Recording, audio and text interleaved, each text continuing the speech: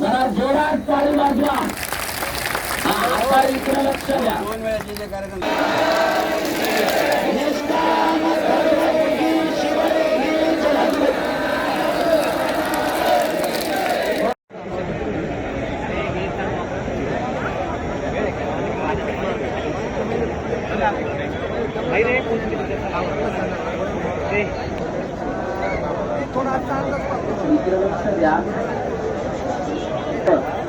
एकदम शिस्तीचं पालन करायचं.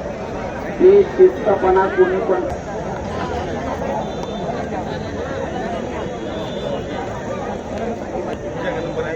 मी आता द्यायला फोन केला त्या